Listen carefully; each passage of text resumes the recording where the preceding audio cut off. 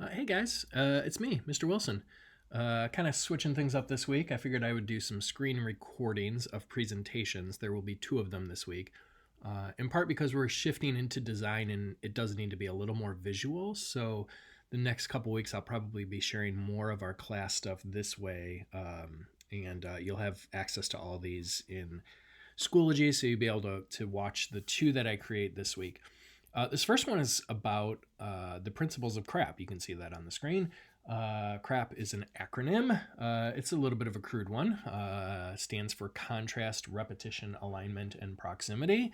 These are four design strategies that people use in order to make their designs look awesome. So I'm going to be talking a little bit about that in this presentation, and then there'll be a second one. You'll create a resume based on what you see here. So I'll talk about that as I work through it. And then there'll be a second presentation in which I talk a little bit more specifically about how to use InDesign. So you'll have access to both of those, and you'll have two assignments for this week. One will be to create the resume. You can use a Google Doc if you'd like to do that, or if you're interested in actually starting to kind of mess around with and practice in InDesign, you can create a resume version in InDesign. The second assignment is to create a modular story package, and that one I will require you to use InDesign. So again, if you're hearing this early in the week, just another reminder, maybe my 15th reminder to you, to make sure that you've got the Adobe packages downloaded, you've gone to that website, you've downloaded Adobe, you're able to access InDesign.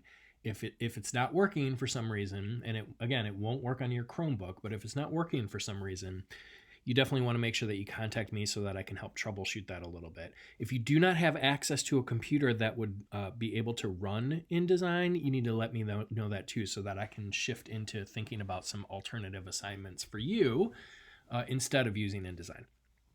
At any rate, this slideshow is going to talk about the principles of CRAP. And I start with this slideshow. It's obviously a little more interactive when I'm doing it in class. And so I normally start by asking people to tell me why this introductory slide is so terrible. And you would all raise your hands and you would be shouting things out, like, for instance, well, it feels like everything's kind of all over the place. You know, there's no actual alignment in terms of the by Brian Wilson part being aligned along the edge. The words that should be the focus of this are not really highlighted. So the word "the" is super large and it shouldn't be. And the word "crap," which is the acronym that the whole show is about, is the tiniest word on here, and that doesn't make any sense either. We also have "the" and "principles" and "of crap." In three separate places. They're all over the place. So it just doesn't really make a lot of sense. I actually usually tell people it's really kind of difficult to design, intentionally trying to make it look terrible. The rest of my slides are not going to be great or anything, but when you're trying to make it look awful, it's kind of hard to do. So we'll move on. My apologies. Again, it's an awful slide, but let's try this one. And here we have, again, it's not the most groundbreaking or brilliant design in the world, but we have some organizational things happening here, right? So again, I'd ask what works here that we didn't have in the first one, and you could, of course, answer, well, we have a color scheme, right? We've got the principles of in blue, and the background behind crap is also in the same blue. We have some proximity happening in terms of elements being sort of connected to each other and not all over the place. So that helps the eyeballs a little bit so that you're not like looking all over the page trying to figure out what's going on. We have crap really big, and the principles of, which is not as significant to what we want to learn about, is much smaller.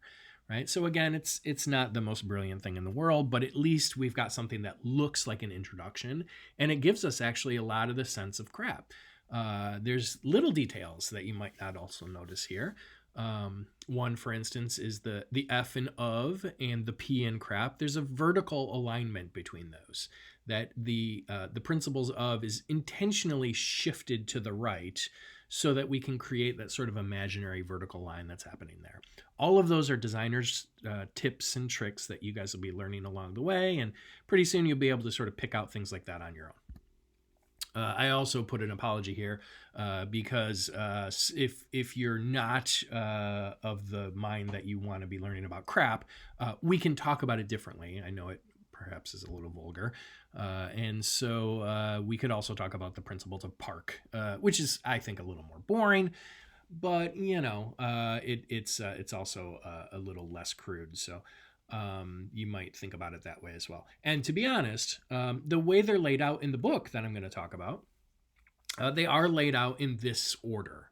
I always think contrast is sort of the most important of the four concepts to think about.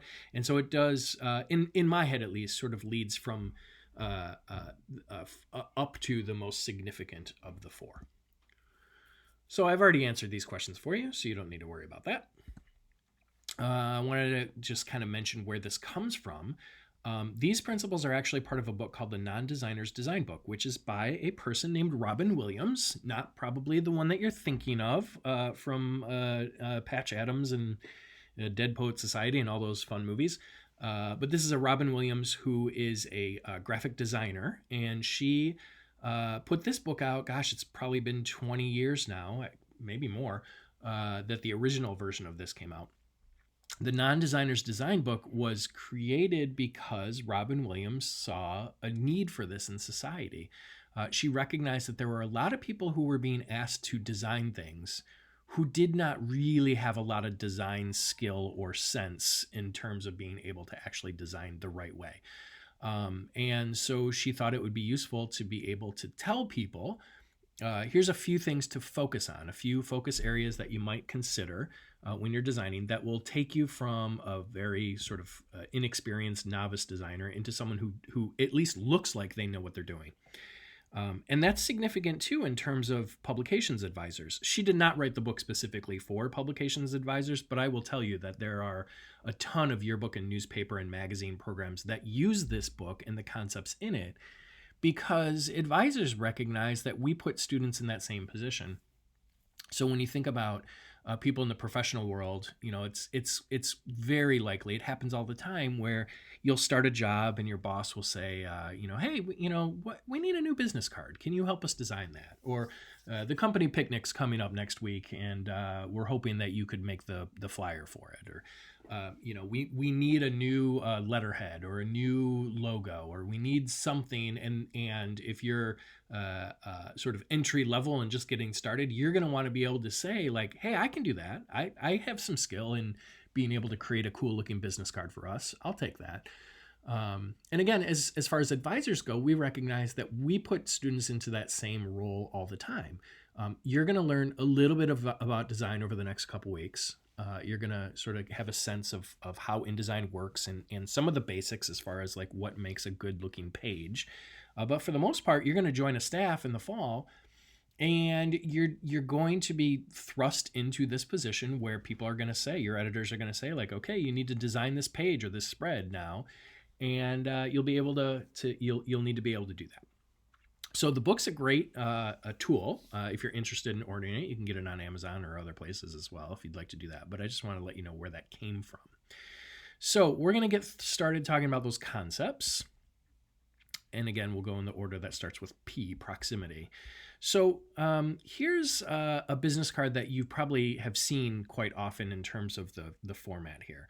Right? People will always say, hey, I've got 5 pieces of information, and I've got 4 corners in the middle. Let's just throw one of those pieces of information on each of the corners, and throw the name in the middle, and then we'll call it a day. Got a business card, and that's fine. Except this business card doesn't look great, and it also is really hard to sort of digest the information that's on it.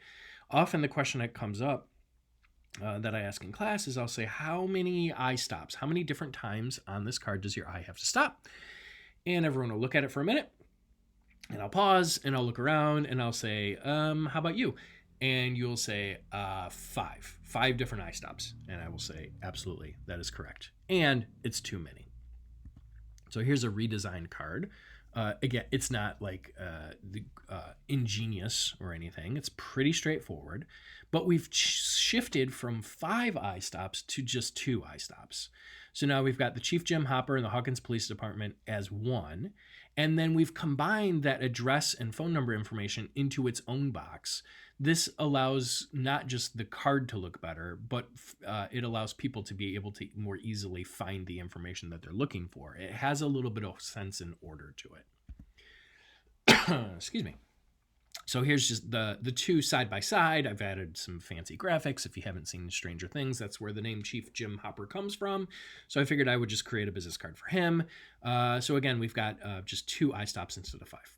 And then there's some examples that I'll show you, sort of some real life examples of different business cards that use this concept of proximity. So you'll see how things are sort of squished in towards the middle, right? All of your elements should attach to each other. And then if you have white space, or in the case of this card, I guess it's orange space, that's to the outside, right? It's not sort of randomly woven through things that are in random places on the card. It's around the edges. So everything is connected and condensed together. This is just a pretty simple but cool looking card. Here's another one where they've put the information together. They're actually using physical, visible lines on this one, so you can see sort of the pieces that go together. Okay, next is alignment. Okay, and you've heard this term before, and you know how this works. You've seen this in a Google Doc or in Microsoft Word, and InDesign will work the same way. You've got essentially 4 different ways that you can align things. There are some other pieces that come into play as far as when you're talking about story packages. But when you're looking at, let's say, headlines, for instance, you've got 4 different ways to do this, right? The first one is centered. Pretty straightforward. Looks fine. It's actually a little boring, right? There's not a lot of movement to it. It looks pretty formal. And I usually ask people, like, where do you often see centered text? And they'll tell me something like, well, I'll use it on the title page of my research paper, for instance. And that's fine. But if you think about it in that way, you usually want your designs that are supposed to be cool to look like the cover page of a research paper, which is not intended to look cool. It's just supposed to present information. So centered is a little formal and a little dull, but certainly we use it a lot. What's called the default, the sort of setting that happens when you open a new Google Doc, is called aligned left. It's also called ragged right, which means there's a straight vertical line on the left-hand side, and then the lines just sort of end wherever they end on the right-hand side, and so it forms sort of a ragged edge on the right, but a straight edge on the left. And again, that's the default that you see, and that card looks good. Here's one that's just the mirror opposite, right? This is aligned right or ragged left. Okay, and sometimes people like this, and other times people are just sort of like, it feels like it's out of balance, right? Because we don't normally read this way, and it just maybe doesn't feel quite right. It feels like there's a lot of room here, even though in the one before, it's the same amount of room. It's just on the right-hand side instead of the left. You can fix that, like here, by adding some sort of element that sort of balances it out. So now we have everything aligned right, but we've added an element on the left that just sort of helps it feel like it's not sort of floating in space and there's things that are missing. So here's some examples of alignment. You can do some cool kind of crazy things with this. So you see what I really think is an interesting look in that card on the left that says Luciano on the top. Is this idea that you have all these different fonts being used, but they in different font sizes, but they all sort of start and end in the same spot, right? So it forms a square, even though everything that's in that square is kind of crazy, right? And then the other one that's on the left, you see that it's aligned right. Okay, and here's one that's aligned left and tucked right into the corner, right? So this would require you to use a paper cutter on this business card to actually chop off the very edge of the name to give you that edge right around the left-hand side. Here's one that is centered, right? Which I said was like kind of not that interesting, but they've done some crazy things with it to sort of counterbalance that. Okay, so that's proximity and alignment. Third is repetition. With regard to repetition, Pretty straightforward and self-explanatory. You're reusing certain elements to create this sense of pattern. So here I've added a bold to the name and a bold to the phone number, and it helps to sort of balance and almost just cradle the information that's in between, and that's an element of repetition. You also note, this is, I think I'm using Helvetica here as the font, it's a thin version and a thick bold version of the same font. So even though they look different, they're actually the same font family, just a different thickness of fonts, and that's a good way to get some repetition as well. This one, not the most attractive in the world. I don't know why I picked that orange. But again, that's something you can do is develop and create a color scheme, and that will help create some repetition as well. Here's one that's using text over a black background, right? Black text and red text over a red background and a black background. I've also added that thin red line at the very bottom. I like doing things like that just to sort of enhance the sense of repetition and give the pieces sort of something to sit on. So you'll see some of my designer tricks and techniques as we work through this. Here's another version of that business card. That's kind of cool. Repetition, the rule is usually 3, is the idea, right? You use something once and it's just there. You use it twice and it might just be an accident. You use it 3 times and you've developed a pattern. So here we have the little silhouettes of and again, if you've seen the show, those little silhouettes of the kids on the bikes. And I've positioned them pretty strategically, one sort of leading into the Jim Hopper headline, one on the other side of it, and one sort of connected to the information that's down on the bottom, right? So now you're seeing alignment, and you're seeing proximity, and you're seeing repetition, all 3 of those sort of put together into the same design. Here's an example that you see some repetition on. This is a 2-sided business card, right? And you can see like they're reusing that little heart that's in the talkie box balloon thing. I don't know what the official name is of that, but the heart is white on one side in a black circle, and blue on the other side in a white circle, but it's the same heart, right? So it's interesting to think about how repetition works. It doesn't have to be the exact same element. You just want people to sort of see that there is an intentionality to it. And I use that word a lot when I talk about design. I want you to be intentional about things. Design is not decorating. It's not randomly sort of placing things just in a way that you think looks pretty. It should have a purpose to it. And you can see where all of the pieces here have a purpose. So I mentioned what I think is the most important one is contrast. So I've saved that to last. Lots of different ways that you can create some contrast. So one is to do, I mentioned this before, some reverse text. Instead of black text on a white background, which is typical, we do white text on a black background, and it creates that sense of contrast. You don't want to overdo it. We have times on some of the publications where students want to do an entire story in reverse text, in white text on a dark background, and that gets hard to read after a while, so you have to be cautious about overusing it. But certainly it's a cool dynamic and dramatic effect. Here's an example of reverse text being used on a regular sort of professionally done business card. There's another example of contrast in a couple different ways. One is we've got that reverse text again, but also you notice that there's 2 different versions of that font. I don't know if you like this or not. It's a little crazy and a little weird. But what I like to point out is you don't have to have that space in between the 2 words, and you can still clearly read both of the words, right? Pattern and people have no space in between them, but because we've used 2 different thicknesses on that font, we're able to sort of read that pretty clearly. So something to think about in your designs. Another example, we're just using that contrast. I like the brightness and the vivid nature of the yellow incorporated into the black, right? So just kind of a cool example to look at. Okay, a couple other ways that you can think about contrast. One is making things really big and really small, right? So when I say that too, I mean a dramatic difference between the big and the small. Not just like, let's make this 36 point and let's make this 24 point and we have contrast, because you don't really, right? It needs to be like 100 point and 18 point, or, you know, something really, really drastic and dynamic. I always tell people you can go way bigger in terms of the contrast than you think you should. We're not used to designing that like that, right? But it's almost always the case where like just mess around with putting one of the words in the headline in 300 points, right? Even if you're like, that's crazy. No way. There's no way that could work. When you see it on the page and it's contrasted with something that's smaller, all of a sudden you realize how cool that difference can be between really big and really small. So, and you always have Command Z, which is undo on your computer. So if you don't like it, you can always change it back. But definitely mess around with your designs to kind of push yourself into some cool different ideas and habits. Here's the same sort of idea.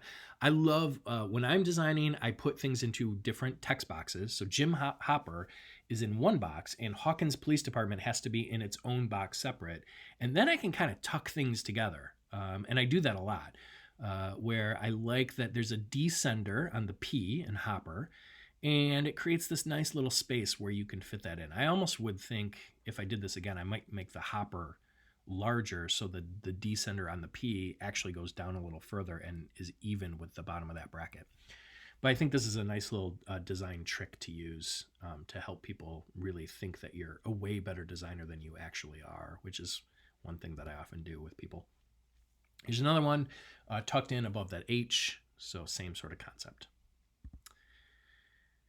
And this, I think, is just a repeated slide.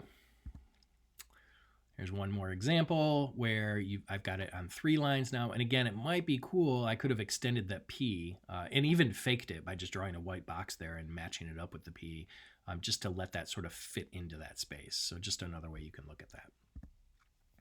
You've also got thick and thin, right? Here's another way that you can think about how to create some contrast is, again, it's the same font. It's Helvetica Ultra Light or something and Helvetica Condensed Bold or whatever the other one is.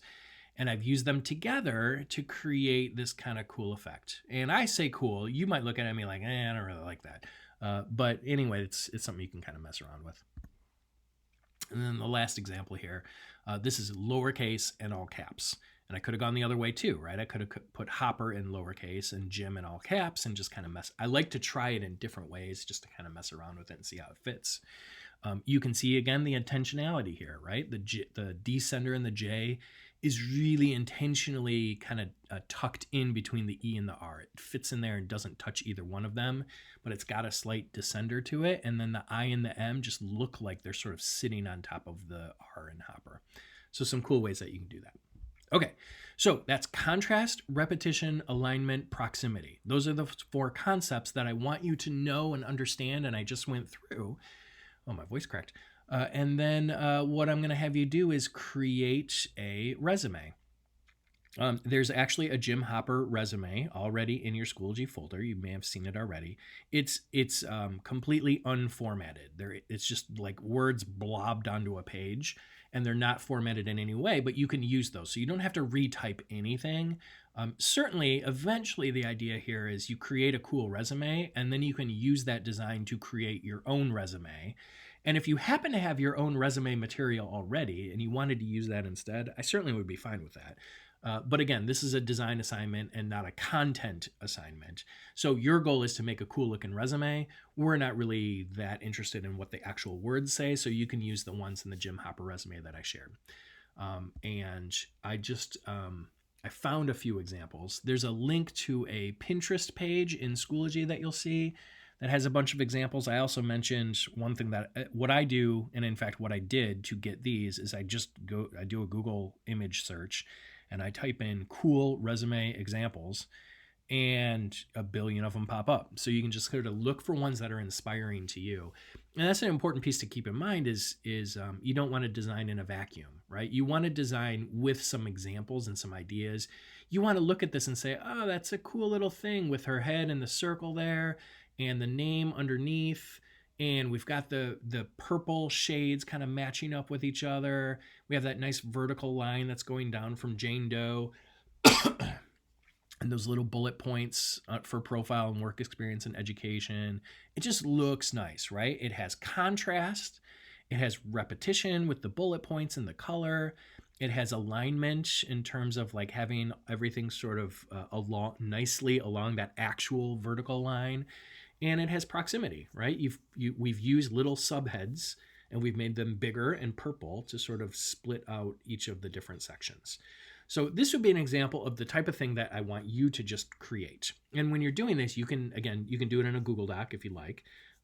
If you want to try to do this in InDesign, that's certainly fine. I don't want you to get frustrated with it, but if you want to start kind of messing with InDesign, you certainly can do that as well. You may want to watch the other video presentation on InDesign tricks and tips before you start doing that. Excuse me. Okay, so a couple more examples. Here's one that looks totally different, but again, contrast, repetition, alignment, proximity. I could look at it and I could tell you where each of those four are. And when I look at your examples that you turn in, they do not have to look like these, but I do want to be able to say, oh, okay, I see contrast, repetition, alignment, proximity. Yep, I see all those. Check, check, check, check. This is awesome, right? So that's your job. Your goal this week is to create that resume. Here's one that's a little wackier. Sometimes people like these kind of weird ones and sometimes they don't. Note that this is somebody who's going for a job as a designer, digital analyst, whatever that is. But it feels like a more sort of digital and graphic design type position. So clearly they want to kind of show off the types of things that they know how to do. And that's certainly something that you'll be able to do as well. But don't feel like yours needs to look crazy like this, because this one's pretty crazy. And then here's another one. Pretty straightforward, right? But again, it's broken into columns. There's a sense of things sort of being organized. It's intentional that, for instance, that experience and education start at exactly the same level, even though they're in two separate columns, right? Those pieces are on purpose. It's intentional that the stars are red and the other elements on here are red as well. So you see that that purposeful design that we're talking about. Okay. So again, your assignment is do the resume. You notice a couple of these have pictures. You're not required to include a picture, but if you feel like it's helpful to find a picture of Jim Hopper or whatever, and include that in the resume, you can. Just don't know that it's not a requirement. This assignment, I would think you'd be able to get through in about a half hour to maybe an hour if you're really kind of fine tuning it. But I don't really want you to spend more than that on the resume. You could go crazy with this and make it look perfect and awesome and spend hours and hours. And certainly when you were creating a real resume, you're probably going to spend hours and hours to make it look awesome. That's not really our purpose here. It's just sort of an introduction to kind of get you into the sense of being able to use those. So please don't take too long to do this. Let me know if you have any questions on the assignment, and I look forward to seeing your resumes designed. Make sure that you submit them as PDFs. So I'll talk about that also in the other slideshow, but when you're exporting your documents and you're sharing them with me, the Google Doc might just go as a Google Doc. But if you're doing it in InDesign, you cannot share with me an InDesign file. It needs to be a PDF. So you're going to file, export, and choose the PDF option. And I'll talk more about that and give you some tips on that once we get a little closer to Friday and you're getting ready to submit these things. All right, guys, looking forward to it. Have fun. Talk to you soon.